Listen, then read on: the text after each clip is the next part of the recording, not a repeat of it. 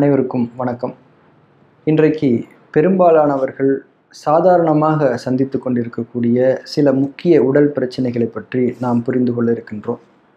சாப்பிட்ட உணவின் வாசனை கலந்து ஏப்பம் வருவது, புளித்த ஏப்பம் வருவது, சாப்பிட்ட உணவானது தொண்டை வரைக்கும் மேலெழும்புவது போன்ற உணர்வுகள் ஏற்படுவது, ஆசனவாய் வழியாக வாயு பிரியும் போது கெட்ட வாசனை வருவது, வயிறு எப்போதுமே காற்று அடைத்தாற் போல பானை போல இருப்பது, தொடர்ந்து மலச்சிக்கல் இருப்பது, மலம் வெளியேறும்போது கடினமாகவும் கெட்டியாகவும் வெளியேறுவது போன்ற பிரச்சனைகளை எல்லாம் நாம் அவ்வப்போது அனுபவித்திருப்போம்.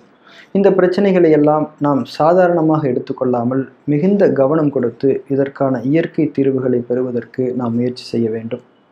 அக்குபஞ்சர் மருத்துவ அறிவியலின் அடிப்படையில் மேற்சொன்ன இந்த பிரச்சனைகள் எல்லாம் நமக்கு தெளிவாக உணர்த்தக்கூடிய செய்தியானது, நம்முடைய பெருங்குடலிலே கெட்ட வாயுக்களின் தேக்கம் அதிகமாகி அது அந்த உறுப்பின் செயல்திறனை பெருமளவு பாதித்திருக்கிறது என்பதைத்தான்.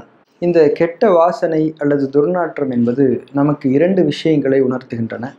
ஒன்று, ஒரு பொருள் கெட்டு போயிருக்கிறது. இரண்டாவது, கெட்டுப்போன பொருளின் அந்த கெட்ட தன்மையானது காற்றிலே கலந்து விட்டிருக்கிறது.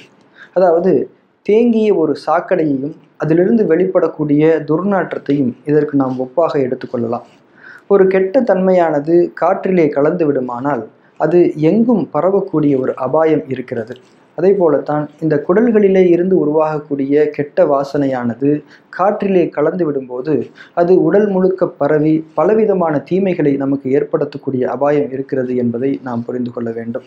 நமக்கு ஏற்படக்கூடிய தோல் அரிப்புகள், தோலிலிருந்து கெட்ட நீர் வடிவது, தோலிலே கருமை நிறம் படர்வது போன்ற பிரச்சனைகள், இதுவே முற்றிய நிலையில் சிறுநீரகம் சம்பந்தமான பிரச்சனைகளையும், பெண்களுக்கு கர்ப்பப்பை சம்பந்தமான பிரச்சனைகளும், உதாரணத்திற்கு நீர்க்கட்டிகள் உருவாதல், வெள்ளைப்படுதல் போன்ற பிரச்சனைகளை எல்லாம் இந்த காற்றிலே கெட்ட தன்மையானது கலந்து விடுவதால் ஏற்படும் என்பதை நாம் இங்கே கவனமாக புரிந்து கொள்ள வேண்டும். எனவே நாம் இங்கே மேற்கொள்ள வேண்டிய மிக முக்கிய பணியானது நம்முடைய குடலை சுத்தம் செய்ய வேண்டியதுதான். குடல் சுத்தமே உடல் சுத்தம் என்ற நம்முடைய முன்னோர்களின் வாக்கு எந்தளவுக்கு தீர்க்கமான ஒன்று என்பதை நாம் இங்கே நினைத்து பார்க்க வேண்டும். நமது உடலுக்கான நன்மையோ தீமையோ அது முழுக்க முழுக்க நாம் உண்ணக்கூடிய உணவுகளை சார்ந்துதான் இருக்கிறது. நம்முடைய குடல்களை சுத்தம் செய்தலை பொறுத்தவரை முதலில் குடல்கள் உள்ளிட்ட நம்முடைய ஜீரண உறுப்புகளின் இயக்கங்களை தளர்த்த வேண்டும். அதாவது நாம் உண்ணக்கூடிய உணவு உட்கொள்ளல்களை பெருமளவு நாம் எளிமைப்படுத்தி கொள்ள வேண்டும். இதனை விரதம் அல்லது நோன்பு என்று கூட நாம் எடுத்துக்கொள்ளலாம். விரதம் என்றால் சாப்பிடாமல் முழுமையாக பட்டினி கிடப்பது என்ற கருத்துக்குள் செல்ல வேண்டாம். நம்முடைய உடல் ஆரோக்கியத்திற்காக நமது உணவுகளை எளிமைப்படுத்திக் கொள்கிறோம் என்ற வரையறைக்குள் இருந்தால் போதும். இந்த விரதங்களை எளிமையாக புரிந்து கொள்வதற்காக இதனை நாம் 3 விதமாக பிரித்து வைத்திருக்கின்றோம். ஒன்று முழு விரதம், இரண்டாவது பழ விரதம், மூன்றாவது ரச விரதம். இந்த 3 விதமான விரதங்களையும் நடைமுறையில் எப்படி கடைபிடிப்பது என்பதை சுருக்கமாக பார்க்கலாம். முழு விரதத்தை பொறுத்தவரை காலை எழுந்தது முதல் சூரியன் அஸ்தமனமாகும் வரை வெறும் தண்ணீர் மட்டுமே குடித்து கொண்டிருப்பது. பசி இருக்குமானால் இளநீர் குடித்து கொள்ளலாம்.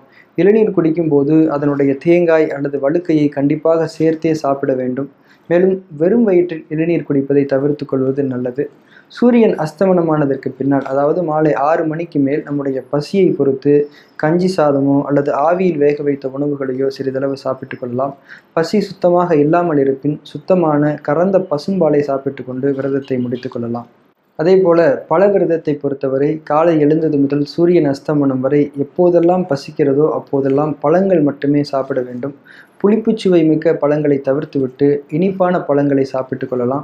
பழ விரதத்தின் போது தேவைப்பட்டால் இளநீர் கூட குடித்து கொள்ளலாம். மாலை 6 மணிக்கு மேல் நம்முடைய பசியை பொறுத்து ஆவியில் வேக வைத்த காரம் இல்லாத உணவுகளை சாப்பிட்டு கொள்ளலாம். உதாரணத்திற்கு இட்லி, புட்டு, கொழுக்கட்டை, இடியாப்பம் போன்ற உணவுகளை சாப்பிட்டு கொள்ளலாம். பசி குறைவாக இருக்குமானால் கறந்த பாலை அருந்திவிட்டு விரதத்தை முடித்து கொள்ளலாம். ரச விரதத்தை பொறுத்தவரை காலை முதல் மாலை வரை எப்போதெல்லாம் பசிக்கிறதோ அப்போதெல்லாம் சூப் வகைகள் மட்டுமே குடித்துக்கொள்வது. காய்கறிகளுடைய சூப், கீரைகளுடைய சூப், அசைவராக இருந்தால் மட்டன் சூப் போன்றவைகளை அருந்திக் கொள்ளலாம். மாலை 6 மணிக்கு மேல் பழங்கள் சாப்பிட்டு விரதத்தை முடித்து கொள்ளலாம். அதன் பின்னும் பசி இருக்குமானால் காரமில்லாத ஆவியில் வேக வைத்த உணவுகளை சாப்பிட்டு கொண்டு விரதத்தை முடித்து கொள்ளலாம்.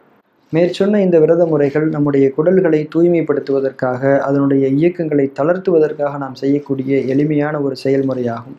இந்த விரதங்கள் மேற்கொண்டிருக்கும் போது நாம் நம்முடைய பசி உணர்வையும் தாக உணர்வையும் ஆழமாக கவனித்து அதற்கேற்ப நடந்து கொள்ள வேண்டும். மேலும் இந்த விரதம் மேற்கொண்டிருக்கும் போது தூங்குவதையும் அதிகப்படியான உடல் உழைப்புகளை மேற்கொள்வதையும் தவிர்க்க வேண்டும். தேவைப்பட்டால் மிதமான ஓய்வு எடுத்துக்கொள்ளலாம்.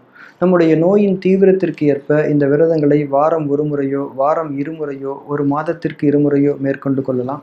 இவ்வாறு விரதம் இருக்க முடியாதவர்கள் வாரத்தின் 3 அல்லது 4 நாட்கள் இரவு உணவாக வெறும் பழங்களை மட்டுமே சாப்பிட்டுக் கொள்வது நல்ல பலன்களை தரக்கூடியதாக இருக்கும்.